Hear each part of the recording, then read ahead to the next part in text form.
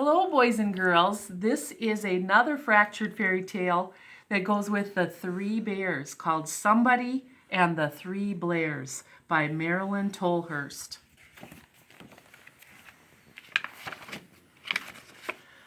One Sunday morning, in a small house on the edge of town, Mr. Blair, Mrs. Blair, and Baby Blair were sitting down to breakfast. "It's such a fine morning," said Mr. Blair. "Let's take a walk in the park." "What a good idea," said Mrs. Blair. "Feed a ducks," said Baby Blair. So they took their coats and a bag of breadcrumbs and set out for the park. While they were gone, somebody came to the door. Somebody knocked, and when no one answered, somebody tiptoed in. He sniffed and sniffed. He looked at the breakfast table. "This food is too dry," said somebody. "This food is too noisy," said somebody. "But this food is just right." He looked for somewhere to sit down. "This seat is too hard," said somebody. "This seat is too wobbly," said somebody.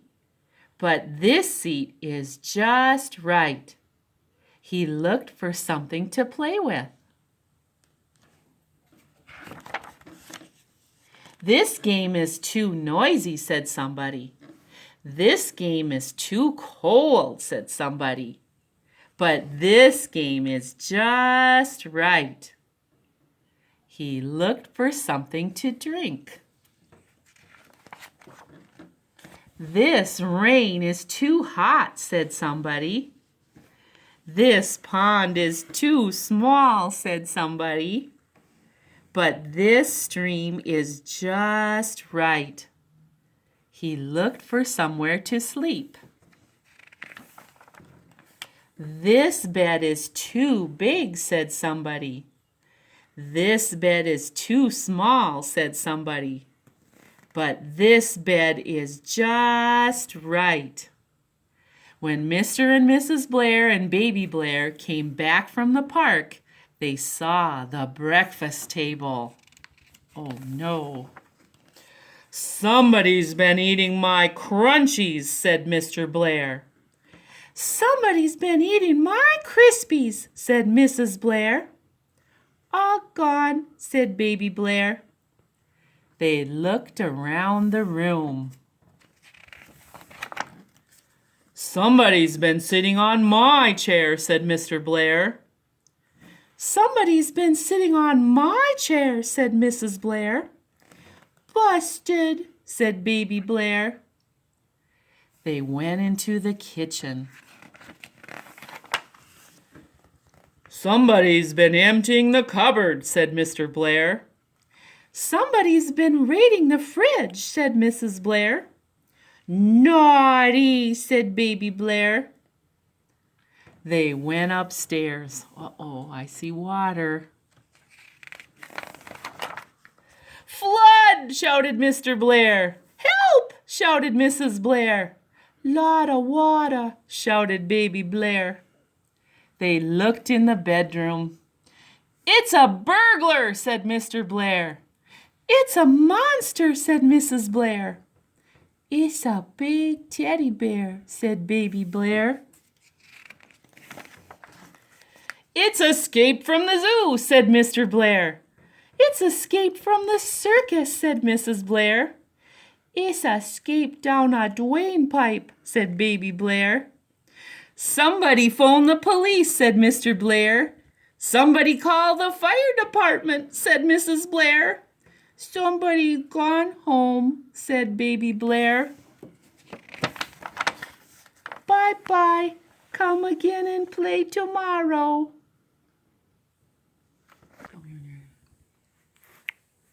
Hi, boys and girls. This is a fractured fairy tale that goes with the Three Little Pigs. It's called The True Story of the Three Little Pigs by A. Wolf. Everybody knows the story of the three little pigs, or at least they think they do. But I'll let you in on a little secret.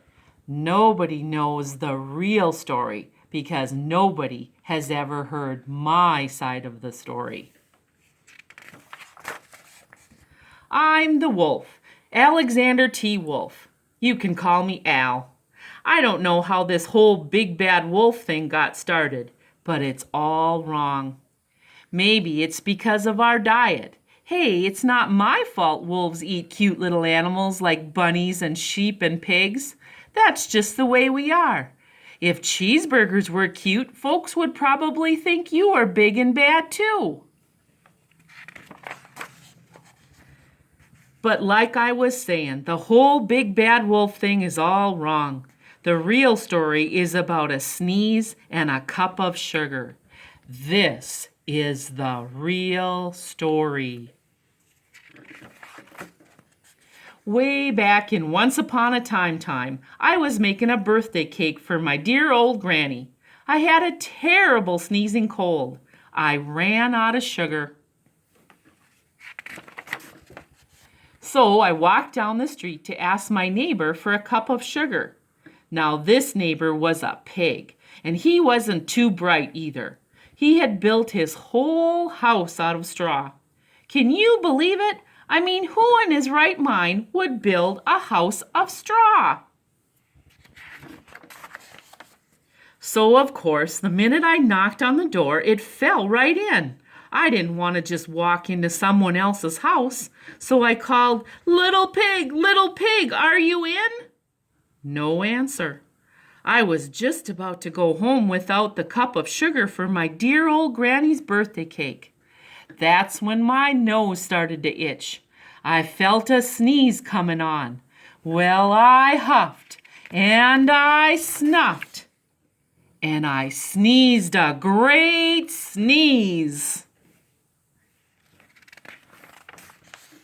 And you know what? That whole darn straw house fell down, and right in the middle of the pile of straw was the first little pig, dead as a doornail. He had been home the whole time. It seemed like a shame to leave a perfectly good ham dinner lying there in the straw, so I ate it up. Think of it as a big cheeseburger just lying there. I was feeling a little better, but I still didn't have my cup of sugar, so I went to the next neighbor's house. This neighbor was the first little pig's brother. He was a little smarter, but not much. He had built his house of sticks. I rang the bell on the stick house. Nobody answered. I called, Mr. Pig, are you in?" He yelled back, "Go away, Wolf! You can't come in. I'm shaving the hairs on my chinny chin. I had just grabbed the doorknob when I felt another sneeze coming on. I huffed and I snuffed and I tried to cover my mouth, but I sneezed a great sneeze. And you're not going to believe it, but this guy's house fell down just like his brother's. When the dust cleared, there was the second little pig, dead as a doornail. Wolf's honor. Now, you know food will spoil if you just leave it out in the open. So I did the only thing there was to do. I had dinner again. Think of it as a second helping. I was just getting awfully full, but my cold was feeling a little better, and I still didn't have that cup of sugar for my dear old granny's birthday cake. So I went to the next house. This guy was the first and second little pig's brother.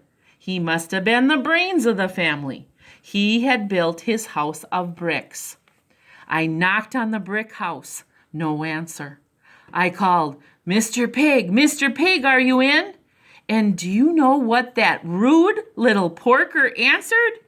"Get out of here, Wolf! Don't bother me again!" Talk about impolite. He probably had a whole sack full of sugar, and he wouldn't give me even one little cup for my dear sweet old granny's birthday cake. What a pig! I was just about to go home and maybe make a nice birthday card instead of a cake when I felt my cold coming on. I huffed and I snuffed and I sneezed once again. Then the third little pig yelled, "And your old granny can sit on a pin!" Now, I'm usually a pretty calm fellow, but when somebody talks about my granny like that, I go a little crazy. When the cops drove up, of course I was trying to break down this pig's door, and the whole time I was huffing and puffing and sneezing and making a real scene. There it is. The rest, as they say, is history. The news reporters found out about the two pigs I had for dinner. They figured a sick guy going to borrow a cup of sugar didn't sound very exciting. So they jazzed up the story with all of that huff and puff and blow your house down. And they must have made me into the big, bad wolf. That's it. The real story. I was framed. But maybe you could loan me a cup of sugar. Hello, this is a pop-up book, one of my very favorites. It's called Little Red Riding Hood, and it's a fractured fairy tale in pop-up form. Oh, yeah. At the place where the meadow meets the woods, there lived a clever girl who was loved by everyone. Her grandma, who loved her best of all, had sewn for her a red velvet hood, just like the fine ladies wore for riding. The girl adored it and wore it everywhere she went, and so the villagers took to calling her Little Red Riding Hood. After a while, it seemed that people just forgot her real name because no one ever called her anything else. One day, Red Riding Hood's mother said, "Your grandma is not feeling well. Will you take her this basket of food?" The basket was filled with fruit and cheese and bread and butter and soup with a pinch of salt and pepper. Mother said everything was better with salt and pepper. The girl was more than happy to go. But as she tried on her cloak and hood, her mother cautioned, "Now you mustn't talk to strangers. I promise. You must stay on the path. I promise. Don't dawdle. I promise. And remember to give Grandma a big hug from me." "I promise," said Little Red Riding Hood.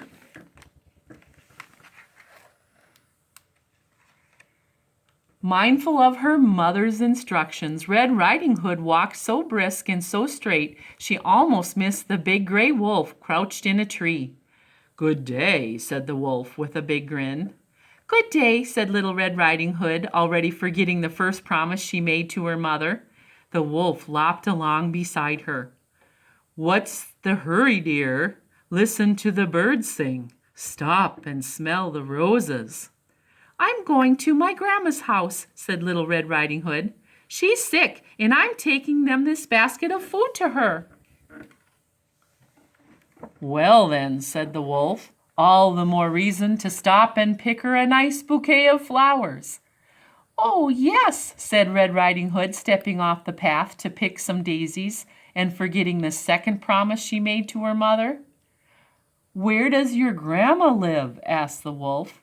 "If I should happen to pass her house, I'll tell her you're on your way." "How kind," said Red Riding Hood. "She lives about a mile from here in the stone cottage between two chestnut trees." And with that, the wolf disappeared down the path.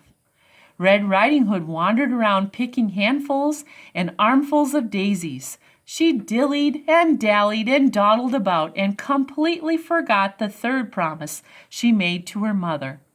After she had picked as many flowers as she could carry, she hurried on her way.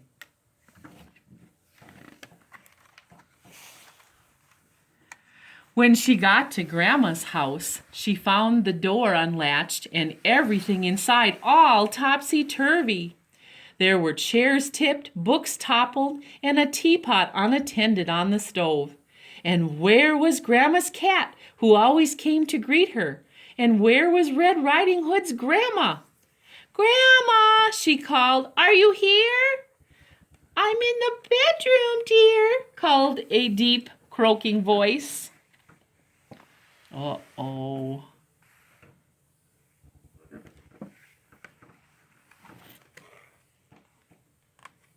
See how the newspaper's upside down? She found Grandma in bed with her nightcap pulled way down and her nose in a newspaper. She looked very odd, and her stomach was making a terrible grumbling.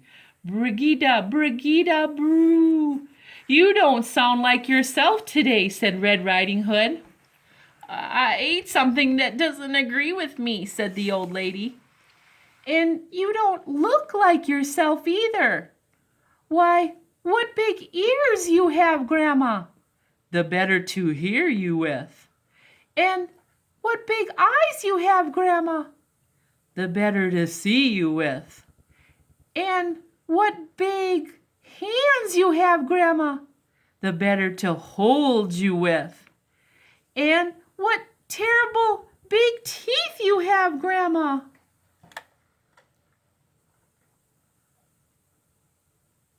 And look, here's the teeth in the water. The better to eat you with, said Grandma, who wasn't Grandma at all, but the wolf in Grandma's night clothes. He lunged at Red Riding Hood and opened his mouth to swallow her up.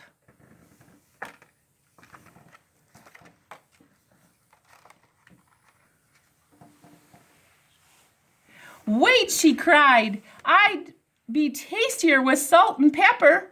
The wolf agreed and carried Red Riding Hood into the kitchen, where he put her in a cooking pot and sprinkled her with first salt and then with pepper. "The more pepper the better," said Red Riding Hood, and the wolf shook the pepper pot until there was no pepper left, and his stomach grumbled, "Brigida, brew," and his eyes glistened with delight as he bared his pointy teeth, opened his mouth wide, and said, "Ooh la la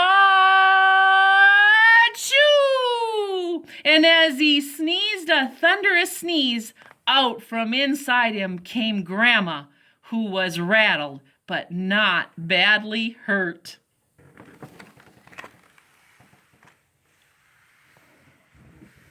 "Quick thinking, Brigida," said Grandma, because that was Red Riding Hood's real name, and the name she was calling from inside the wolf's stomach. Grandma got her teeth and hurled them at the wolf, while Red Riding Hood harassed him with a frying pan, chasing him through the kitchen, over the windowsill, and out of their lives forever. Oh, and look where the teeth are on his tail.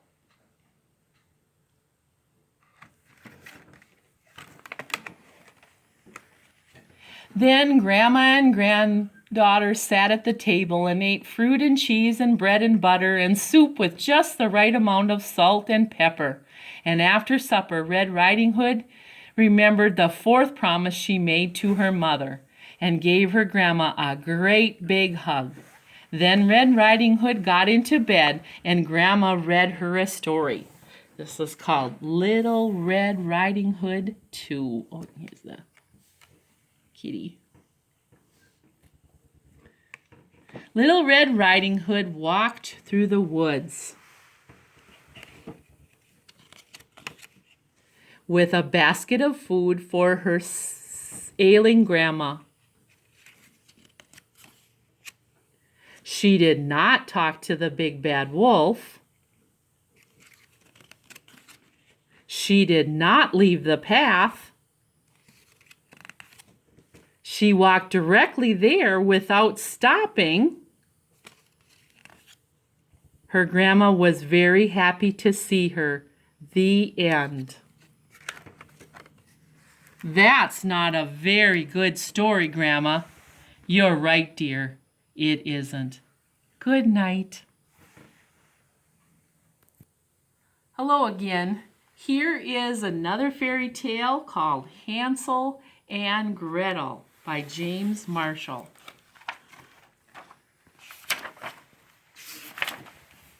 Once upon a time, in a cottage near a vast forest, there lived a poor woodcutter, his wife, and his 2 children. The boy was called Hansel, and the girl Gretel.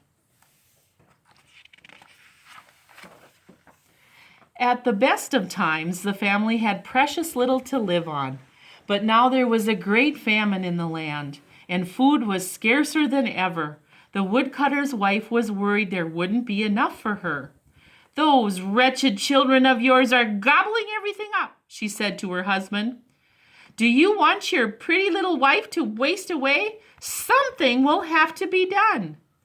"Yes, my dearest," said the poor woodcutter, who was afraid of his wife's ferocious temper. "She doesn't like us," said Gretel. "Yes, she does," said Hansel, but he didn't mean it. One night, when the woodcutter was tossing and turning and worrying about how to feed his family, his wife revealed a plan. "Listen to this," she whispered in her husband's ear.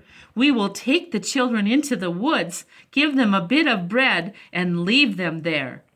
"Never!" cried the woodcutter. But his wife badgered and badgered. "My poor children," cried the woodcutter. I know what's best, you dolt," said his wife. "Oh dear," whispered Gretel. "Don't worry," said Hansel. "I'll take care of us." And slipping out into the moonlit night, he gathered up as many white pebbles as he could find. "What are you doing?" said Gretel. "You'll see," said Hansel. "Up, you lazy bones!" cried the woodcutter's wife early the next morning. "It's time to go to the forest to fetch wood." And she gave Hansel and Gretel a crust of bread. "Save it for lunch. It's all you'll get." The family set off. In a short while, Hansel stopped and turned around. Soon he did it again. "Why are you lagging behind, Hansel?" asked his father. "I'm looking back at my white kitten on the roof," said Hansel. "You donkey," snapped the woodcutter's wife. "That's not your kitten. That's the morning sun on the chimney." They entered the vast forest. In the middle of the forest, Hansel and Gretel were told to build a fire of brushwood and to wait. "We'll return soon," said the woodcutter's wife, and the children were left all alone. They heard the sound of an axe chopping wood, and they thought their father must be nearby, but it was really a bough he had tied to a dead tree behind, being blown about by the wind. At midday, they ate their bread and waited patiently. The afternoon slowly passed, but no one came. Finally, the children closed their eyes and went to sleep. When they awoke, it was pitch black. "Are you frightened?" said Gretel. "Of course not," said Hansel. "You look scared to me." When the moon had risen, Hansel took Gretel by the hand and showed her how they could follow the trail of white pebbles. "What a clever brother I have," said Gretel. It took them the rest of the night to get out of the forest. When the children arrived home at daybreak, the woodcutter's wife was shocked and infuriated, although she quickly pretended to be glad to see them. "Oh, we thought you were never coming back," she said. Hansel and Gretel believed the worst to be over, but soon there came another famine, and the woodcutter's wife began to fret. "There's hardly enough for the 2 of us to eat," she said to her husband. "We'll simply have to take the children back to the woods." "Not again," whispered Gretel. "Don't worry," said Hansel. But when he went to gather up more pebbles, he found the door bolted. She had seen to that. The next morning, the children were given a bit of bread, and the family set off.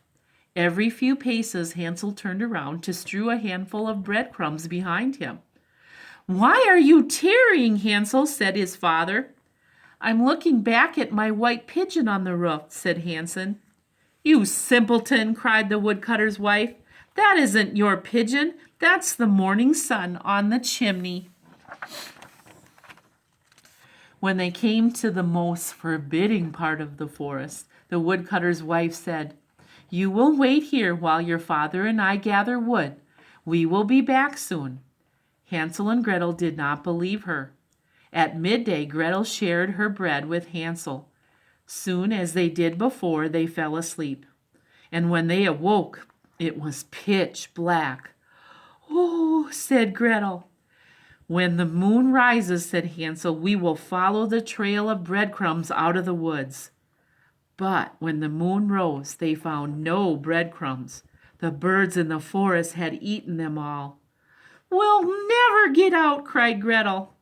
They wandered on deeper and deeper into the forest, eating whatever berries they could find. When they'd been away from home for 3 days, a snow-white bird appeared. "Let's follow it," said Hansel. The snow-white bird led them to a clearing where there was a small house made of cookies and candy, sponge, sugar, and cake. It was like no house they'd ever seen. Being terribly hungry, the children set about having a regular feast. Hansel broke off a piece of roof cake, and Gretel tried a bit of window sugar. It was all as good as it looked. Suddenly they heard a shrill voice from inside. "Nibble, nibble, little mousie, who's that nibbling on my housie?" The door flew open. "What's this?" said a lady who Gretel was sure was a witch. "Two tasty, pretty children have come to stay. Now don't be alarmed, my angels. I'm really very sweet." And she took Hansel and Gretel by the hand and led them inside, where a sumptuous dinner of sugared pancakes with apples and nuts had been prepared. Hansel and Gretel ate until they were perfectly stuffed. "Time for sleep now," said the lady, and she tucked them into snug warm beds and tiptoed away. "She's nice," said Hansel. Said Gretel. The next morning, the lady, who was indeed a witch, snatched Hansel from his bed, carried him outside, and tossed him right into a cage. "Lovely," said the witch, "just lovely. This is where I shall fatten you up. And when you're all plump and juicy, I shall have a regular feast." "You let my brother out," cried Gretel. But the witch, who was delighted with her handiwork, only cackled and did a little dance. Poor Gretel, who had to do the witch's bidding, was put to work cooking enormous meals for Hansel. For her own dinner, Gretel was given only crab shells. Every morning the witch would go to Hansel's cage to see how much fatter he'd grown. "Hansel, stick out your finger," she said. And Hansel would stick out an old chicken bone. Witches, as everyone knows, have beady red eyes and dreadfully bad eyesight. "I simply don't understand it," said the witch. "You're as thin as a bone. Can't eat you yet." Now, Hansel's little trick worked for some time. Every morning the hungry witch was annoyed to find him still so scrawny. "Phooey," said the witch, "not yet." But finally she had run completely out of patience. "I'll just have to eat you as you are," she said, and she had a consoling thought. Perhaps she should eat the little one too. "Gretel, dear," she said, "would you please peek into the oven to see if it is sufficiently hot?" But Gretel saw what she had in mind. "I don't know how," she said stupidly. "You goose," cried the witch. "I'll show you." And she crawled partially into the oven. Really, there was only one thing for Gretel to do. She gave the witch a tremendous shove. The horrid witch roasted to a regular crisp. "We're free," cried Gretel. "The witch is dead." Hansel flew out of the cage like a bird. "What a clever little sister I have," he cried. Together they explored the witch's house, where they found boxes and boxes of precious gems and gold coins. "Better than pebbles," said Hansel. But now it is time to leave the witch's wood. When they had wandered about for some time, they came to a wide lake. A kindly duck offered to ferry them across. As they neared the opposite shore, Gretel was sure they could see their father's house in the distance. When the children reached home, their father welcomed them with open arms, for he loved them dearly and had been miserable without them. He told them his wife had died. Whether Hansel and Gretel were sorry is difficult to say, but with their father they lived happily ever after. Hello, boys and girls. This is a folk tale called Jack and the Beanstalk, and it's illustrated by Matt Faulkner. Once upon a time, there was a poor old woman. She had a son named Jack. She had a cow named Milky White, but that was all she had. Every day the cow gave milk, and every day the old woman said to Jack, "Sell the milk and bring home the money." And he did, and that was all the money they had. One morning the cow did not give milk. "We must sell the cow," said Jack. "Then take the cow," said the old woman, "and bring home some money." So Jack took Milky White, and off they went. Soon they met an old man. "Good morning," said the old man. "That is a fine cow you have. Do you want to sell her?" "Yes," said Jack. "Do you want to buy her?" "Yes," said the old man. "How much money will you give me?" said Jack. "I have something better than money," said the old man. "What is better than money?" said Jack. "Look," said the old man. "Beans," said Jack. "Yes," said the old man. "Give me your cow and I will give you 5 beans." "I don't want your beans," said Jack. "Put these beans, these magic beans, put them in the ground. Tomorrow they will grow up to the sky." "Will they?" said Jack. "They will," said the old man. "If they don't, I will give your cow back to you." So the man took the cow and Jack took the beans. He ran all the way home. "Mother, mother, see what I got for the cow," said Jack. "Good," said his mother. "Give me the money." Jack showed her the beans. "Beans," said his mother. "They are magic beans," said Jack. "Did you sell our cow for 5 beans? You fool," said his mother. Then she took the beans and threw them out of the window. Jack went to bed without any supper. So did his mother. There